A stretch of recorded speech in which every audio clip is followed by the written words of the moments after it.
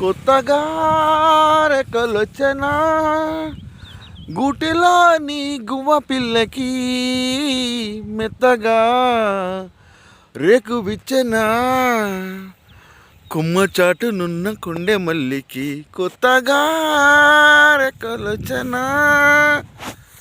Good morning all subscribers, బాగున్నారా? మీరు బాగుండాలి, అందులో మనం ఉండాలి ఫ్రెండ్స్. మొదటి రోజు నడిచిన ఒడ్డు పొలము అన్నీ కోసేశారు ఫ్రెండ్స్.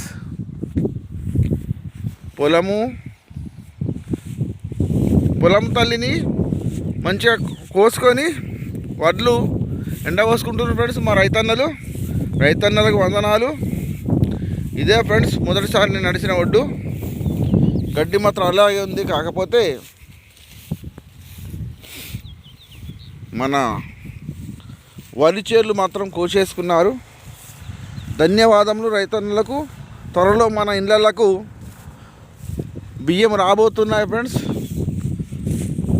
మనము 2 పూటల భోజనం చేయాలంటే మన రైతన్నలదే కృషి.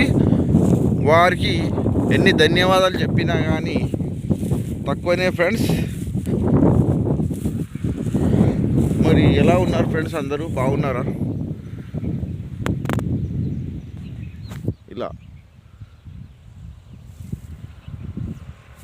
నేను రోజు నడిచే ప్లేస్ ఫ్రెండ్స్. ఇలా నాయనమ్మలో చిట్కాల భాగంగా చెవులు ఎవరికైనా తక్కువ వినబడితే ఫ్రెండ్స్,